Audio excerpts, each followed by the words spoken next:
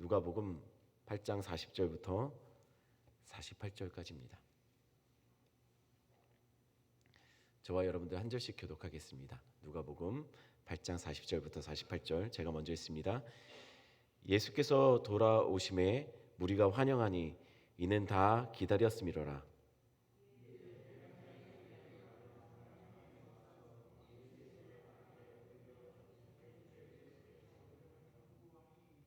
이는 자기에게 12살 된 외딸이 있어 죽어가미로라. 예수께서 가실 때에 무리가 밀려들더라.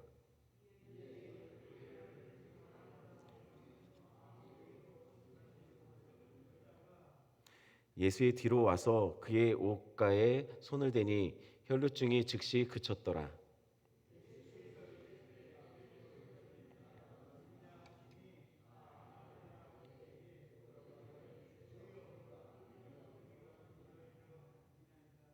예수께서 이르시되 내게 손을 댄 자가 있도다.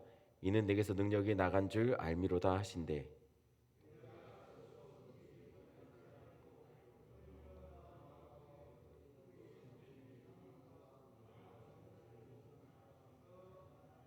함께 읽습니다.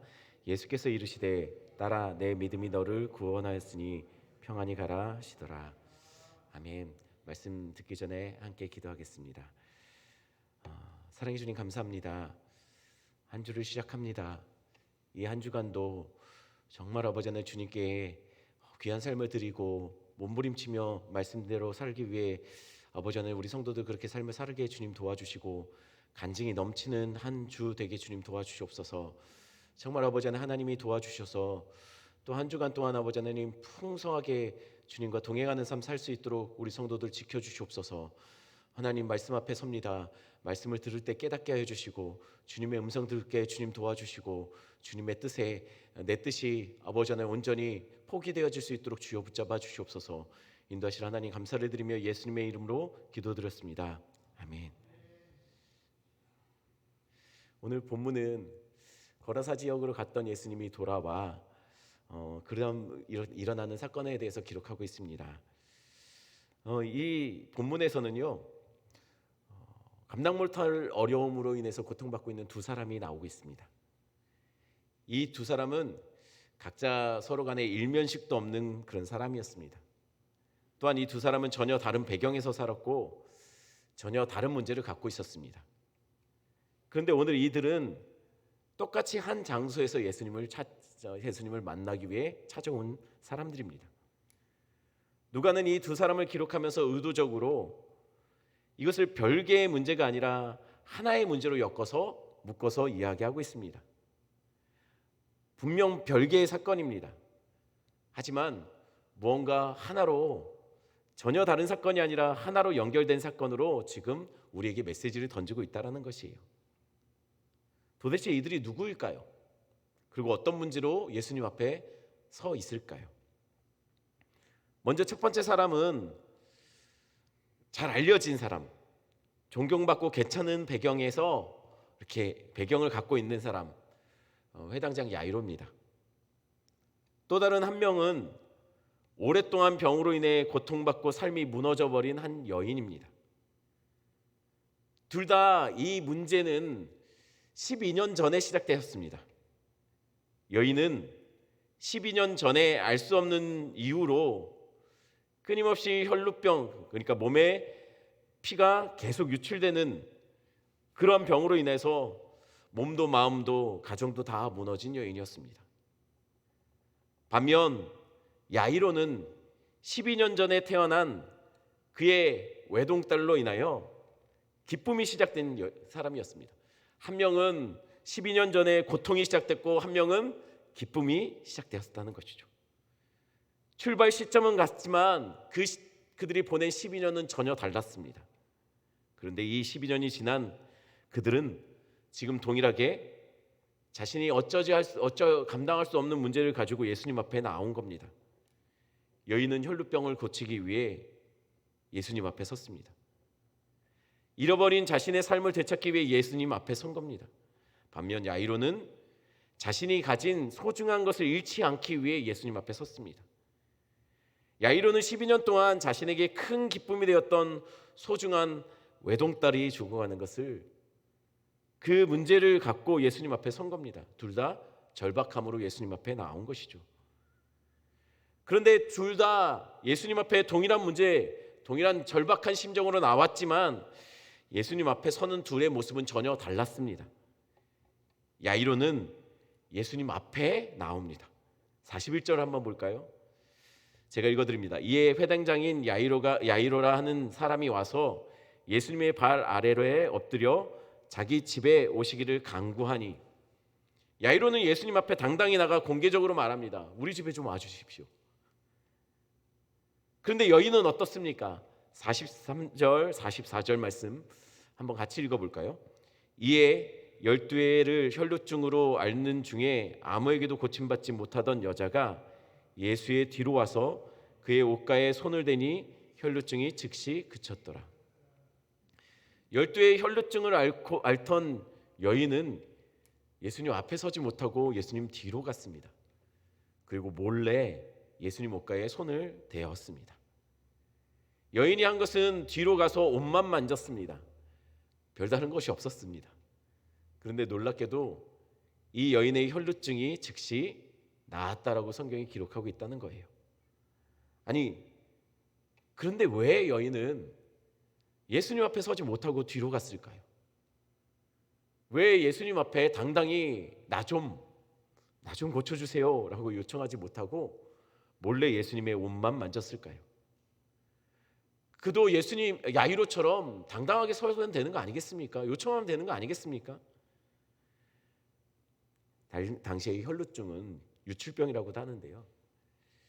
이 병은 그 여자들의 그 매달 오는 그 몸에 이렇게 말하자면 생리가 그 기간이 지났음에도 불구하고 계속 몸에서 나가는 겁니다. 이 병에 걸리면 부정한 자로 취급받았습니다.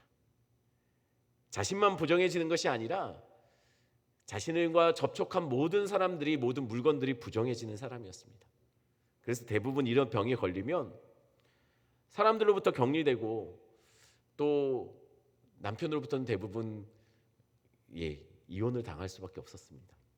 가정이 무너질 수밖에 없었죠. 그러니 이 여인은 절박한 심정으로 의사란 의사들은 다 찾아갔을 거예요. 낫기 위해 최선을 다했을 거예요. 그러다가 돈도 다 써버렸을 겁니다. 그렇다면 이 여인이 왜 몰래 예수님 뒤로 가서 그 옷깃을 잡았는지 여러분들 이해가 되실 겁니다. 한마디로 그녀는 이곳에 오면 안 되는 사람입니다.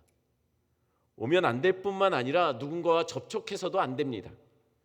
그러면 자기뿐만 아니라 자기와 접촉했던 모든 사람들이 다 부정해져서 감히 제단 앞에, 성전 앞에 나갈 수 없는 사람이 되는 겁니다. 그러니 그것을 다른 사람들에게 알리지 않고 이곳에 나타났다면, 그러다 걸리면 이 여인은 돌에 맞아서 죽을 수도 있습니다. 그래서 그녀는 몰래 예수님 뒤로 가서 그를 만진 겁니다. 살려고 한 겁니다. 자기의 기가 막힌 상황을 어찌됐든 예수님을 만지면 나을 수 있겠다라는 심정으로 포기하지 못해서 나간 겁니다. 이러는 과정 속에서 성경에 예수님이 왔다는 소식에 사람들이 서로 막 밀치고 밀리는 상황이 벌어졌기 때문에 아마 이 여인은 예수님께 다가가기 위해서 많은 사람들, 그 붐비는 아수라장이 된 그곳에 들어갔을 거예요. 그리고 서로 밀치는 과정 속에 수많은 사람들과 접촉이 이루어졌을 겁니다. 그러니 더더욱 이 여인은 몰래 예수님을 만지고 빨리 빠져야 되는 거예요. 다른 사람이 자신을 알아보면 난리가 나는 거예요. 아마 돌에 맞아 죽을 겁니다. 하지만 다행히도 그녀는 누구에게도 걸리지 않고 예수님의 옷깃을 만지는 데 성공했습니다. 여인은 그게 다였습니다. 여인은 그렇게 하는 그 정도만 하려고 하고 간 겁니다. 그런데 옷을 만졌는데 자신의 몸이 즉시 나았다는 것을 깨달았어요. 성공한 거죠. 그런데 45절 볼까요? 45절 한 목소리 읽겠습니다. 예수께서 이르시되 내게 손을 댄 자가 누구냐 하시니 다 아니라 할 때 베드로가 이르되 주여 무리가 밀려들어 미나이다. 그런데 난처한 일이 벌어진 거예요. 성공했다라고 생각했죠. 그런데 예수님이 갑자기 무리를 향해서 이렇게 말하는 것입니다. 누가 내게 손을 대었느냐? 이 말에 베드로가 이렇게 반문하죠. 아니 예수님, 지금 난리도 아닙니다. 사람들이 밀치고 서로 밀리고 하고 있는 상황 속에서 아니 누가 몸에 손을 댔다라고 물어보십니까? 한두 명입니까? 라는 거예요. 지금 이 상황에서 아니 누가 미쳤는지 누가 아마 본인도 자신도 모를 겁니다 라는 얘기를 하는 거죠. 맞습니다. 한두 명이 예수님의 몸에 손을 댄 게 아닙니다. 예수님도 아십니다.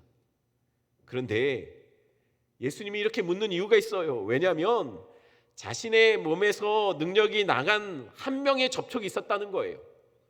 수많은 접촉이 있었고 많은 사람이 자신의 몸에 손을 대었지만 다 똑같이 능력이 나간 것이 아니라는 거예요. 똑같이 만졌지만 능력이 나간 만짐은 또 따로 있었다는 거예요. 예수님은 그거 찾고 계시는 거예요.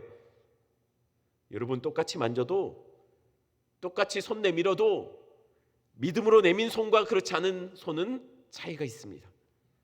똑같이 기도를 해도 똑같이 부르짖어 주님 앞에 손 내밀어도 다 똑같이 능력이 나타나는 것은 아니라는 거예요. 이 기도가, 이 부르짖음이, 이 하나님 앞에 요청하는 간구가 날 살리겠다라고 믿고 손을 내미는 것, 그런 기도는 다른 능력이 나타난다는 것이죠. 그런데 문제는 예수님이 지금 이 여인을 잡아 앞에 세우려고 하고 있습니다. 그러니 여인은 두려워진 거예요. 왜냐하면 감히 주 앞에 설 수 없는, 만질 수도 없는 그가 예수님을 만졌기 때문이에요. 그러나 어쩌겠습니까? 더 이상 숨길 수가 없는데.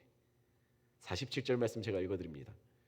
여자가 스스로 숨기지 못할 줄 알고 떨며 나와 엎드려 그 손 댄 이유와 곧 나은 것을 모든 사람 앞에 말하니. 여인은 다 말했습니다. 두려워서 그 앞에 떨며 다 말했어요. 예수님이 아니라면 그녀는 완전 범죄가 가능했을 겁니다. 하지만 다 들통나버린 거예요. 이건 모든 사람의 공분을 살 만한 행동이지요. 어쩌면 들통나지 않았어도 이 일로 인해서 여인은 평생 부끄럽고 이날의 기억으로 인하여서 자신이 한 일로 인하여서 죄책감을 가지고 살았을지도 모릅니다. 그녀가 하나님이 보낸 사람을 부정하게 만들 뻔했지 않습니까? 만약에 고쳐지지 않았다면 말입니다. 그런데 예수님이 이 여자에게 뭐라고 말하는지 한번 볼까요?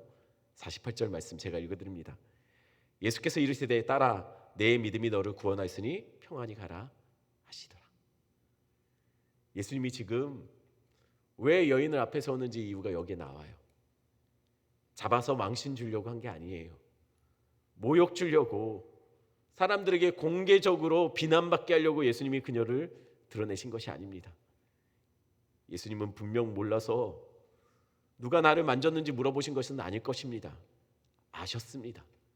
그런데 그녀 사람들에게 누가 나를 만졌느냐고 물어보신 이유는 그녀에게 평안히 가기를 예수님이 원했기 때문이에요. 평생 가슴속에 부끄러움과 죄책감을 담고 살지 말고 평안하길 바랬기 때문이에요. 딸아 내 믿음이 너를 구원하였도다. 이제 평안히 가라. 역시 거기에 있는 사람들에게 이 여인의 믿음을 드러내기 위해서였습니다.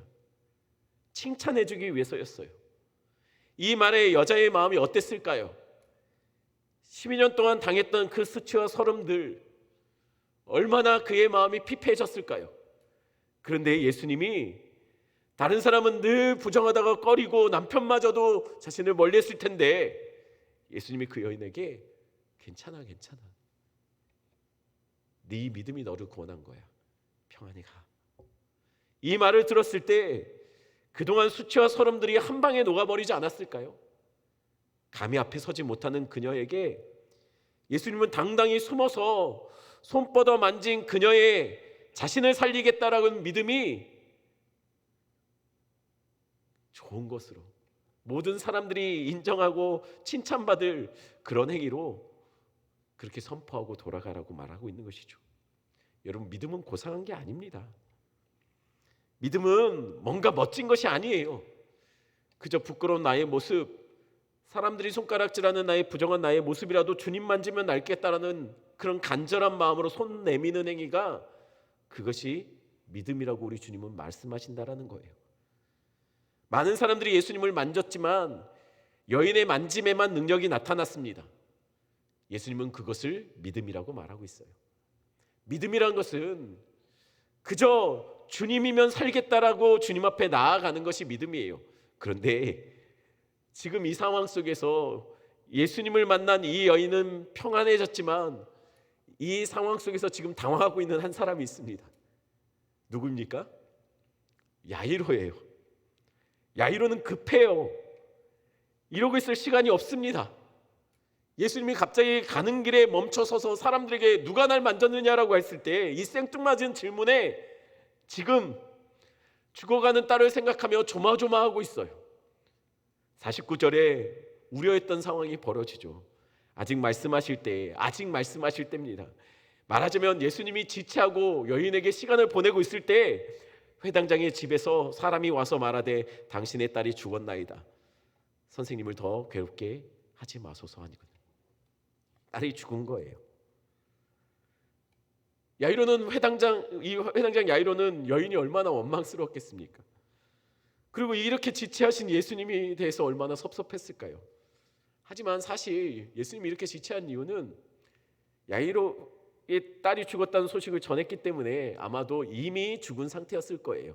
오는데 시간이 걸렸을 거 아닙니까? 여인은 평안히 돌아갔습니다. 하지만 이제 야이로는 평안히 돌아갈 수 없게 되었죠. 50절에 보니까 예수께서 들으시고 이르시되 두려워하지 말고 믿기만 하라. 그리하면 딸이 구원을 얻으리라 하시고, 지금 이미 봤습니다. 다. 여인이 그냥 몰래 숨어서 그냥 가버렸으면 몰랐을 그 상황, 예수님 옷깃만 만져도 구원받는 여인의 모습을 다 봤습니다. 예수님은 다른 거 요구한 게 아니에요. 봤지? 이제 너도 믿어 라는 거예요. 두려워 말고 믿기만 하라는 거예요. 지금 예수님은 야이로에게 그렇게 말씀하시는 거죠. 평생 말씀 보고 연구한 회당장, 전통 유대인 중에 유대인인 그에게 말하고 있는 거예요. 여인은 뒤에서 몰래 손 뻗어 예수의 옷만 만졌어도 믿음으로 나았습니다. 그러니 회당장 야이로에게 너도 봤지 않니? 믿으라는 거예요. 봤으면 믿으라는 거예요. 알았으면 그냥 두려워하지 말고 믿기만 하라는 것이죠. 그럼 여인보다 더 잘 믿어야 되는 거 아닌가요? 여인보다 믿음이 더 커야 맞지 않습니까? 근데 실상은 어땠나요? 그렇지 않았던 것 같아요. 회당장 집에 가니 사람들은 울고불고 난리가 났습니다. 그 사람들에게 아이는 죽은 것이 아니라 잔다라고 말씀하시는 예수님, 사람들은 비웃고 의심했습니다. 54절 한 목소리를 읽겠습니다. 예수께서 아이의 손을 잡고 불러 이르시되 아이야 일어나라 하시니 그 영이 돌아와 아이가 곧 일어나거늘 예수께서 먹을 것을 주라 명하시니 그 부모가 놀라는지라 믿지 못했나 봐요. 예수께서 경고하사 이 일을 아무에게도 말하지 말라 하시니라. 여인은 몰래 예수님 옷을 만지고 구원받았습니다. 이것이 그녀의 믿음이었습니다. 그러나 야이로와 그 주변 사람들은 아이의 죽음 앞에 절망하고 있습니다. 그들에게 예수님은 여인처럼 믿을 것을 요구하는 거죠. 일단 믿어보라는 거예요. 일단 무슨 일이 벌어질지는 모르겠지만 일단 믿어보라는 거예요. 그리고 예수님은 죽은 아이에게 손 대십니다. 죽은 사람을 손 댄다라는 것은 사실 그때 사회 속에서 이 시체는 부정한 것이었어요. 저주의 상징이었어요. 죄의 결과로 나타나는 것이었죠. 그런데 그 부정함을 만지는 순간 그 부정이 나한테 오는 거예요. 나도 부정해져요. 그런데 예수님은 사람들 보는 데서 이 아이를 만졌어요. 그러자 살아나는 것이죠. 역사가 일어나는 것이죠. 그런데 살아난 아이를 보며 부모는 놀랐다고 기록해요. 그러니 야이로는 여전히 예수님을 안 믿었던 것이죠. 이것이 보여주는 것이 무엇입니까? 봤음에도 회당을 책임진 성경에 대해서 잘 알고 있는 야이로조차도 예수님을 믿지 못했다는 거예요. 야이로에게 필요한 것은 여인과 같은 믿음이었습니다. 여러분, 믿음은 고상한 게 아니에요. 믿음은 머리에 있지 않습니다. 믿음은 가슴으로 내려와야 해요. 우리의 가슴이 무슨 일인지는 모르겠지만, 어떤 일이 벌어질지는 알지 못하겠지만, 그저 평안할 수 있는 것, 주님이 책임지시니, 주님이 우리와 함께 하시니 내 어떤 문제도 이제 됐다라고 생각하는 것, 그리고 평안히 돌아갈 수 있는 것이 바로 믿음이라는 것이에요. 여러분, 오늘 기도가 여러분에게 그랬으면 좋겠습니다. 여러분에게 구한 모든 이 기도의 시간, 우리가 절박함으로 주님 앞에 나왔다 할지라도 돌아갈 때는 두려움 없이 평안한 것, 상황은 바뀌지 않았어도 무슨 일이 벌어질지 내가 알지 못한다 할지라도 기도했기 때문에 평안할 수 있는 것, 그것이 믿음이라는 거예요. 그러니 기도할 때 하나님 앞에 엎드리지만, 기도하고 났을 때는 우리의 삶 속에서 평안할 수 있는 것이 믿음입니다. 오늘 그 믿음을 여러분 보여주는 삶들을 사시는 여러분 되기를 간절히 축원합니다. 말씀 생각하면서 함께 기도하는 시간을 갖겠습니다. 이 시간 함께 기도할 때 여러분 삶의 문제를 가지고 기도하시고, 여러분 그 삶의 문제가 어떻게 바뀔지 어떻게 다 바뀔지는 알지 못하지만 주님께 맡겼다면 평안하실 수 있는 믿음 또한 여러분들 삶 속에 나타나기를 간절히 축원합니다. 함께 기도하시고, 또한 계속해서 이 땅을 위해서 그리고 앞에 띄어진 기도 제목 가지고 기도하시다가 자유롭게 기도하시면 되겠습니다. 함께 기도하겠습니다.